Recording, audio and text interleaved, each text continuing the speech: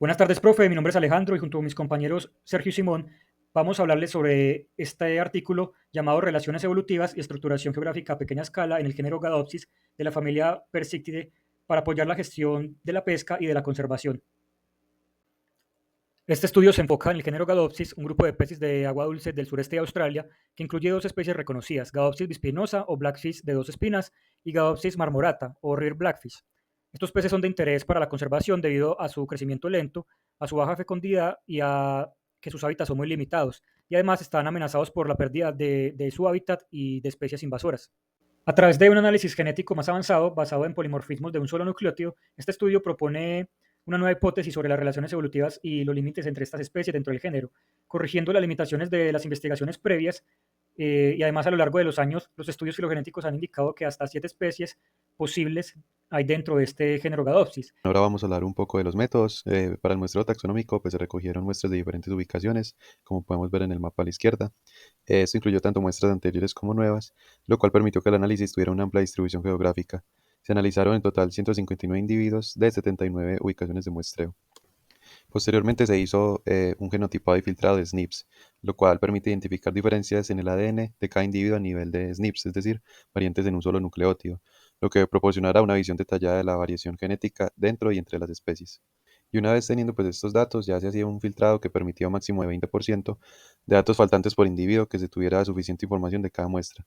Los datos se exportaron en formato FASTA para posteriores análisis. Ahora hablemos del análisis filogenético molecular.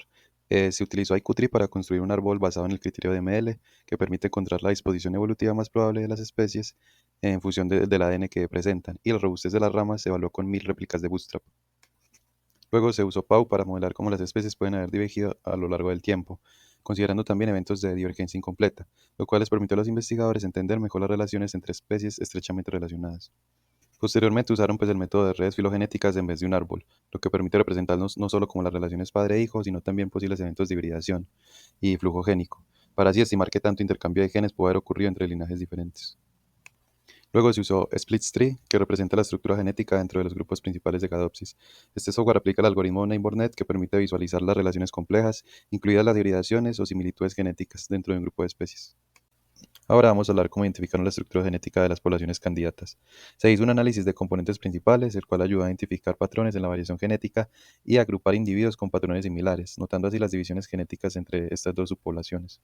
Luego se hizo un análisis discriminante de esos componentes, detectando así agrupaciones genéticas dentro de una población, aplicando el método de clustering para identificar un número óptimo de subpoblaciones genéticamente distintas, y este análisis también calcula la probabilidad de que cada individuo pertenezca a una subpoblación particular.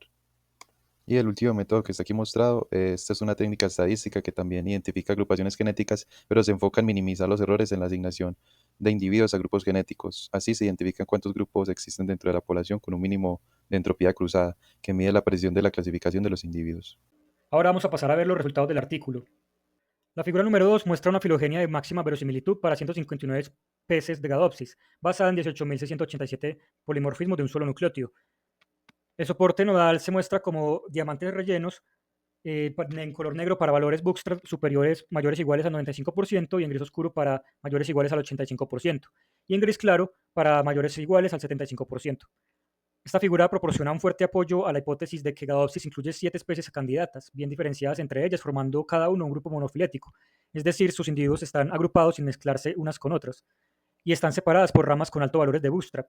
Además, se observa una separación entre las dos especies reconocidas de Gadopsis bispinosa y la de Marmorata, con subdivisiones dentro de cada una de ellas, especialmente en Marmorata, que presenta 5 linajes candidatos bien diferenciados. Continuando con las figuras número 3 y 4, en la número 3 se presenta un árbol de consenso de regla de mayoría con un cladograma de 1000 réplicas de bootstrap. La proporción de árboles que apoyan la ramificación fue máxima, excepto para el apoyo entre NMD y el de NGW, como linajes hermanos, como se observa. Este árbol de la figura 3 confirma la existencia de 7 candidatos de Gadopsis con una clara separación de los linajes.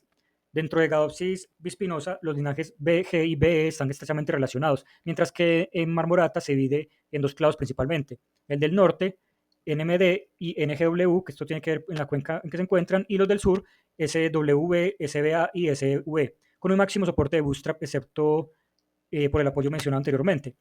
Y además también se observa que SBA y SV aparecen como linajes cercanos, lo que podría indicar una historia de hibridación.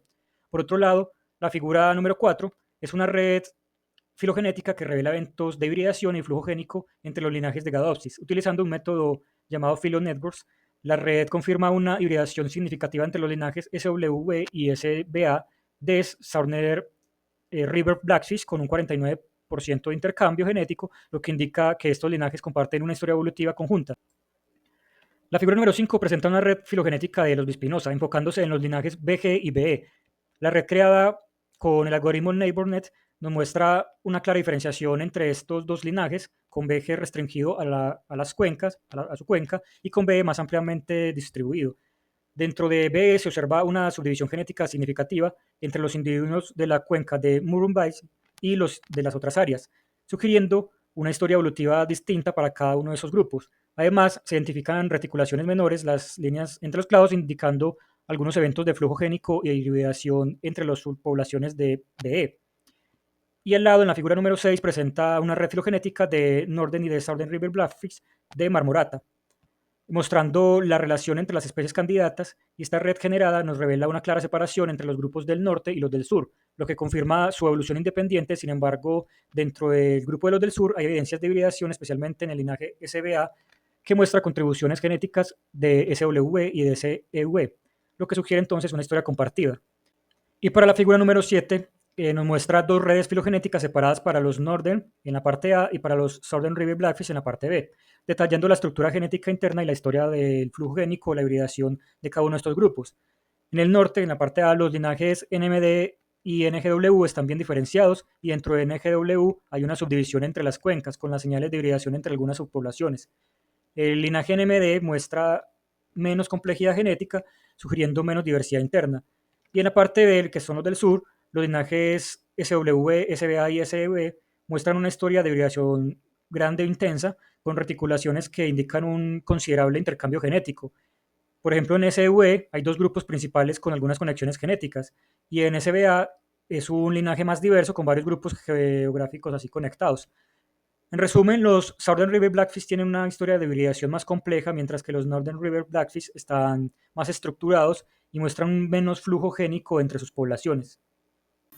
Bueno, continuando con la sección de resultados, lo siguiente que hicieron los investigadores fue desarrollar un análisis de componentes principales en el que consideraron diferentes variables a nivel genético, como SNPs o diferentes regiones mitocondriales y nucleares, para ver si pueden existir diferencias a nivel genético entre las especies candidatas de la región del norte.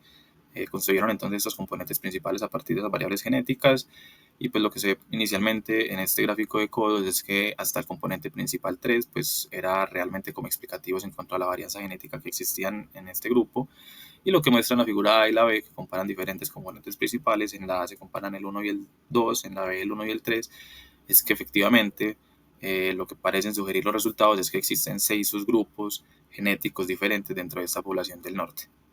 Además de los análisis de componentes principales que sugerían la existencia de 6 subgrupos genéticos diferentes en esta población del norte, los autores hicieron un análisis de la estructura genética utilizando diferentes criterios, como el criterio de información bayesiana o el criterio de la entropía cruzada, para definir un número óptimo de clústeres o de familias genéticas que pudieran ser representativos de toda la diversidad genética dentro de la población o comunidad, en caso de que sí se tratara de especies diferentes.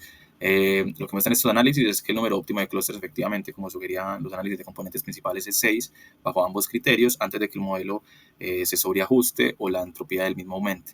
Geográficamente se puede ver que los individuos representativos para este análisis parecen agruparse en 6 subgrupos genéticos diferentes, que es lo mismo que se ve en este gráfico de pertenencia a los grupos genéticos. Cuando K, es decir, el número de clústeres es 6, pues parece ser más representativo, se puede ver mejor toda esa variedad genética y esos subgrupos que parecen existir dentro de esta población. Y pues igual que como se hizo con las especies candidatas del norte, con las del sur también se hizo un análisis de componentes principales para ver diferencias genéticas que pudieran existir dentro de los posibles subgrupos, y se encontró que en total pues parecen existir 7 subgrupos genéticos diferentes dentro de esta población. Y pues como sucedió con el grupo de especies candidatas del norte, cuando se hizo el análisis de la estructura genética para esta población del sur, utilizando los mismos criterios y el mismo modelo, se encontró que el número de clústeres óptimo o de grupos genéticos para esta población parece ser 7, que estarían representados geográficamente por colores diferentes. Y en este gráfico de pertenencia a los diferentes grupos genéticos, se ve que cuando el número de clústeres es 7, se puede ver se puede dilucidar mejor, como de una manera más fina, todas estas diferencias genéticas que parecen existir dentro de la población y estos 7 subgrupos. Esto es importante porque entonces sugiere que que podría incluso tratarse de más especies o de grupos que genéticamente estarían separados y distanciados de otros, mucho más incluso de lo que se consideraba inicialmente, podrían ser más. Bueno, todo esto nos lleva al apartado de discusiones y conclusiones que decidimos unificar por términos de practicidad en cuanto al tiempo, y es que los autores desarrollan casi toda su discusión alrededor de lo que encontraron en el análisis evolutivo de este género Gadopsis en esta región, en el que encontraron 7 especies candidatas en contraste con las 2 que se consideraban inicialmente en la región. Esto es muy interesante porque entonces estas 7 nuevas especies se dividirían 2 dentro de lo que antes se consideraba una única especie, que era Gadopsis bispinosus, y las otras 5 dentro de lo que antes se consideraba una única especie, que es era Gadopsis marmuratus. En esta última, que era la que se dividía en poblaciones del norte y del sur, pues como vimos con los análisis de estructura genética y de componentes principales, al parecer existen diferencias significativas a nivel genético dentro de las poblaciones y entre ellas. Y es muy interesante porque sugiere entonces eventos de hibridación histórica y de flujo génico que los autores intentan discutir y explicar a nivel geográfico, pero que no es el objetivo de nosotros en este artículo y por cuestiones de tiempo no podemos detallar mucho en ello. Sin embargo, sí es importante resaltar entonces estas diferencias genéticas que se pudieron o que se podrían estar dando históricamente dentro de estas poblaciones. Bueno, algo muy interesante que descubrieron los autores es que los SNPs son superiores a métodos como las alosimas y los microsatélites, porque estos métodos como que no alcanzaban a capturar las complejidades genéticas de, por ejemplo, eventos de hibridación o de divergencias recientes en este género.